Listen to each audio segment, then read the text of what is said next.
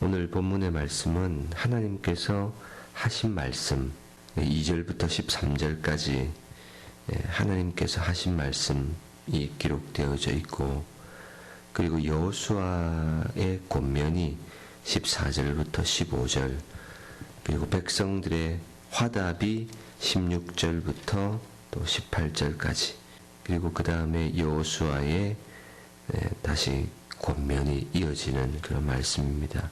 23장, 24장 이런 여호수아의 마지막 고별 설교 유언과 같은 이 말의 주제는 14절입니다. 그러므로 이제는 여호와를 경외하며 온전함과 진실함으로 그를 섬기라. 이 말이 여호수아 24장의 결론입니다. 주제이죠. 하나님을 섬기다라는 이 아바드라는 단어는 24장에 참 많이 나옵니다. 15번이 넘도록 섬기다는 말이 많이 나와요. 왜 섬기다는 말이 많이 나오느냐 하면 이스라엘과 하나님과의 언약 관계 때문에 그렇습니다. 하나님과 이스라엘 백성들은 하나님과 언약을 맺은 백성이거든요. 너희는 내 백성이 되고 나는 너희의 하나님이 되리라. 그러니까 하나님과 백성, 주인과 종, 신랑과 신부, 양과 목자, 이런 관계들은 다 언약 관계를 나타내어주는 말입니다. 그래서 하나님의 백성, 하나님의 종인 이스라엘은 누구를 섬깁니까? 하나님을 섬기는 것이죠. 세상과 자기 정욕과 욕심을 섬기고 우상을 섬기지 않고 우리는 하나님만을 섬기는 백성, 그게 언약 백성입니다. 그래서 다른 신들을 섬기지 않고 우리는 여호와만 섬기겠다, 이렇게 결심하고 결단하고 있는 것이죠. 여러분, 우리가 항상 이것을 돌아봐야 됩니다. 나는 무엇을 섬기는 종인가? 날마다 확인해야 됩니다. 사람들은 돈을 섬기고 쾌락을 쫓아가고 탐욕을 쫓아가고, 여러분, 자기 마음속에 추구하는 것이 자기가 섬기고 있는 그 주인입니다. 주인. 그게 우상이죠. 그래서 저와 여러분들도 세상을 따라가느냐, 세상을 마음에 품고 있느냐, 마음에 가득한 생각이 그것이 내가 섬기고 있는 대상이라는 사실을 이제 기억해야 할 것입니다. 예수님도 마태복음 6장 24절에 한 사람이 두 주인을 섬기지 못한다, 분명히 이렇게 말씀하셨기 때문에 우리는 여호와만 섬기겠습니다, 이런 고백들을 날마다 하나님 앞에 확인해야 한다는 것이죠. 저와 여러분들이, 그리고 이스라엘이 오직 하나님만 섬겨야 하는 이유가 무엇인가 하면 하나님께서 자기 백성들에게 행하신 일들 때문에 그렇습니다. 오늘 본문에 하나님이 내가, 이렇게 내가로 언급하면서 나오는 이런 동사들을 딱 찾아보면 이제 3절부터 12절까지 보면 언약을 맺은 하나님께서 자기 백성에게 내가 이런 일을 행했다, 이렇게 말씀하고 있는 것이죠. 하나님이 이스라엘 백성들에게 행하신 일들이 이렇게 많아요. 그러니까 이 언약 백성들인 이스라엘은 오직 누구만 섬깁니까? 하나님만 섬겨야 하는 것이죠. 그 백성들에게 하신 이 많은 일들 때문에 이스라엘이 하나님을 온전함과 진실함으로 섬기는 것은 당연한 일이라는 것이죠. 나는 너희 하나님이 된다라는 사실들을 보여주시는, 내가 너희 하나님이 되니까 아브라함 때부터 이끌어내었고 자녀도 주고 땅도 주고 약속도 주고 쫓아내고 보호하고 인도하고 진멸하고 쫓아내고 하나님이 다 하셨다는 것을 말하고 있습니다. 그리고 여호수아 백성들은 하나님 앞에서 오직 여호와만을 섬기겠습니다, 이렇게 하나님 앞에서 맹세합니다. 그리고 여호와를 버리고 다른 신들을 섬기지 않겠다고 이제 맹세하죠. 16절에 이제 그런 말씀이 나와 있습니다. 그런데 여호수아는 이런 이스라엘 백성들의 결단을 듣고 19절에 보면 여호수아가 백성에게 이르되 너희가 여호와를 능히 섬기지 못할 것은 그는 거룩하신 하나님이요 질투하시는 하나님이시니 너희의 잘못과 죄들을 사하지 아니하실 것이다. 여러분, 이스라엘 백성들의 결단이 거짓된 결단일까요? 거짓된 결단 아니에요. 우리는 여호와만 섬기겠습니다. 이건 진심입니다. 진심. 그런데 여호수아는 이스라엘 백성들을 잘 알고 있습니다. 그리고 인간의 본성도 잘 알고 있습니다. 내가 이제는 죽고 나면, 내가 없어지고 나면 너희는 하나님을 잘 섬기지 못하게 될 것을 내다보고 있어요. 그것은 이제 신명기 말씀에도 모세를 통해서도 하나님이 말씀하셨던 말씀인데, 너희가 젖과 꿀이 흐르는 가나안 땅에서 잘 먹고 잘 살고 배부르고 살찌게 되면 너희가 돌이켜서 그 땅의 이방신들을 섬기고 나를 버리고 내 언약을 버릴 것이다. 하나님이 이렇게 말씀하셨거든요. 그래서 여호수아도 그 사실을 알고 19절에 너희가 여호와를 능히 섬기지 못할 것이다. 이렇게 얘기를 하고 있습니다. 실제로 사사기에 들어가면 2장에 보면 여호수아가 이제 110세에 죽고 여호수아 그 세대의 사람도 다 그 조상들에게 돌아가고 그 이후에 일어난 다른 세대는 여호와를 알지 못하고 여호와께서 이스라엘을 위하여 행하신 일도 알지 못하고, 그래서 이스라엘 자손이 여호와의 목전에서 이제 악을 행하고 바알을 섬기고 애굽 땅에서 인도하여 내신 그들의 하나님 여호와를 버리는 그런 일들이 일어나게 됩니다. 그래서 주위에 있는 백성들의 신을 따라서 그들에게 절하고 하나님을 진노하게 만드는 일이 사사시대에는 이제 일어나게 되는 것이죠. 그러니까 하나님을 섬기는 신앙이 전적으로 부패한 인간의 스스로의 힘이나 결단만으로 가능하지 않다는 것을 보여주고 있는 것입니다. 그것을 가르쳐주고 있는 것이죠. 여러분, 우리는 진심을 다한다고 해서, 결단을 한다고 해서 그것으로 하나님을 섬길 수 있는 것이 아닌 존재라는 사실을 알아야 됩니다. 예수님께서 베드로 보고 네가 닭 울기 전에 나를 3번 부인하게 될 거다 이랬을 때 베드로가 어떻게 합니까? 호언장담하죠. 다른 모든 사람들은 다 주님을 떠나고 버릴지라도 나는 절대로 죽는 일이 있어도 예수님을 떠나지 않을 겁니다. 이렇게 결단했어요. 근데 이 베드로의 결단이 거짓말입니까? 거짓말 아니거든요. 베드로도 진심이었고 마음에서 우러나오는 그런 고백으로 예수님에게 대답했어요. 그런데 부인하고 말았어요.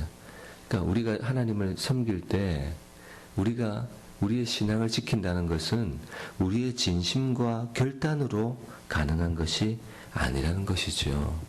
그리고 하나님은 어떤 분이십니까? 19절에 보면 그는 거룩하신 하나님이요 질투하시는 하나님이시니 너희의 잘못과 죄들을 사하지 아니하실 것이다. 그러니까 하나님은 질투하시는 하나님, 그리고 너희의 잘못과 죄들을 사하지 아니하시는 그런 하나님이시다는 거죠. 그래서 하나님은요, 저와 여러분들의 마음이 나누어지는 것을 보실 수 있어요, 없어요? 하나님은 그럴 수 없는 분이세요. 하나님은 질투하시는 하나님이세요. 언약이라는 것은 뭘 요구해요? 전부를 요구하는 거예요.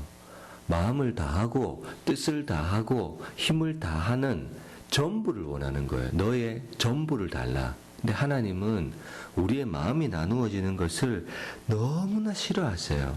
두 마음을 품고 하나님을 섬기는 것을 싫어하신다고요. 그래서 우리는 하나의 마음으로, 원띵이라고 하죠. 다윗이 한 마음으로 하나님을 온전히 섬겼던 그 하나의 마음만 원하세요. 그래서 한 다리는 세상에 두고 한 다리는 하나님을 섬기고, 그거 원하지 않으신다고요. 하나님은 하나님만 섬기기를 원하세요. 한 길을 가기 원하시는 거죠. 근데 오늘날 그리스도인들이 하나님만 섬기냐, 하나님도 섬기냐, 이거 잘 구분해야 됩니다. 우리는요, 두 마리 토끼를 잡고 싶은 마음이 있어요. 그죠? 그래서 하나님을 섬겨요. 그러면서 뭐도 얻기를 원해요? 하나님도 섬기면서 꽁도 먹고 알도 먹고 두 마리 토끼를 잡고 싶은 마음이 있다고요. 하나님도 섬기지만 세상에서 추구하는 것도 얻고 싶고, 근데 하나님은 그런 두 마음보다 하나님만을 섬기기를 원하신다. 이런 한 마음, 하나의 마음, 그것을 원하신다는 것을 저와 여러분들이 기억했으면 좋겠습니다. 이 여호수아의 예언대로, 미래를 내다보는 예언대로 이스라엘은 눈에 보이는 것을 따라가고 우상을 섬겨요. 인간은 그럴 수밖에 없는 존재입니다. 그러나 백성은 우리가 여호와만을 섬기겠습니다 라고 다짐을 해요. 근데 신앙을 유지하는 것은 우리의 다짐으로 안 된다고 말씀드렸죠. 그래서 예수님께서도 누구든지 나를 따르려거든 자기를 부인하고 자기 십자가를 지고 나를 따를 것이니라. 사도 바울도 나는 날마다 죽노라 이렇게 고백했잖아요. 그러니까 저와 여러분들도 날마다 주님 앞에 주님만을 오늘도 섬기게 해주십시오. 날마다 고백하고 결단하는 것이 필요해요. 그러나 여러분, 우리의 결단과 우리의 다짐을 의지하면 안 돼요. 여러분, 우리가 허벅지 꼬집고 다짐하고 결단한 그 결단이 우리의 믿음을 지켜주는 것이 아니거든요. 뭐가 우리를 지켜줍니까? 하나님이 우리를 사랑하시는 그 사랑, 우리는 넘어질 수 있지만 그럼에도 불구하고 포기하시지 않는 하나님의 은혜가 우리를 지켜주는 것이지, 내가 결단했으니까, 그죠? 내가 결단을 내가 믿고 내 다짐을 내가 믿고 그러면 안 돼요. 우리는 우리를 의지하면 안 돼요. 우리는요, 나를 사랑하시는 하나님, 내가 실수하고 넘어질 수 있지만 불쌍히 여기시고 다시 품어주시는 그 하나님을 의지하고 신뢰해야지. 그것을 붙들어야죠. 우리가 신뢰하고 의지할 것은 내가 아니라 바로 주님이라는 사실을 기억해야 할 것입니다. 나를 도우시는 주님을 의지해야지 내 결단을 신뢰해서는 안 된다는 것입니다. 그래서 이스라엘 백성들과 하나님은 다시 언약을 맺습니다. 그리고 여호수아는 이 내용을 율법책에 기록하고, 그리고 큰 돌을 가져다가 증거가 되도록 기록합니다. 이건요, 뭐 하는 거예요? 마음판에 새기라는 거예요. 돌에 새겼지만 너희가 지금 하나님 앞에 결단한 거, 하나님만 섬기겠다고 한 거, 그거 마음판에 새기고 기억하라는 거예요. 기억하라는 거. 너희가 지금 이렇게 하나님을 섬기겠다고 한 고백들을 기억하면서 살라는 거예요. 인간은 얼마나 잘 잊어버리는 망각의 동물인지 몰라요. 하나님의 은혜도 잃어버리고 하나님을 섬기겠다고 한 이 내용도 잊어버리고 4번이나 반복이 됩니다. 여호와만 섬기겠습니다. 4번이나 반복하고 그걸 또 기록해서 잊어버리지 않게 하고 증거가 되도록 해놓는 것이죠. 그만큼 여호수아가 백성들에게 하나님만을 섬기겠다고 4번이나 반복해서 하는 것은 생사를 걸어야 할 만큼 하나님을 섬기는 것이 이스라엘 백성들에게 중요하다는 사실을 가르쳐주고 있습니다. 이스라엘의 미래는 어디에 달려 있어요? 저와 여러분들의 미래는 어디에 달려 있습니까? 건강하고 돈을 많이 벌고 남편의 직장이 든든하면 우리의 미래가 보장이 돼요. 이스라엘의 미래가 보장이 됩니까?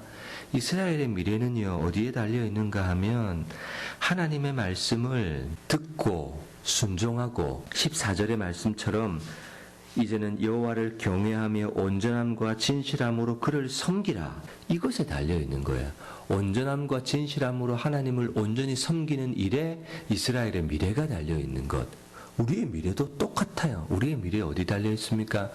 우리도 하나님을 온전함과 진실함으로 온전히 그를 섬길 때, 여러분, 이 섬기다는 말은 하나님의 말씀을 듣고 말씀에 순종하는 것까지 포함되는 거예요.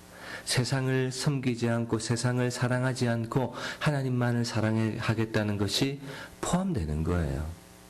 그럴 때 이스라엘의 미래도 우리의 미래도 하나님께서 잘 인도해 가신다는 그 사실이죠. 그래서 여호수아가 이스라엘 백성들에게 4번이나 반복하게 해요. 그 말은 기억하라는 거죠. 잊지 말라는 거예요.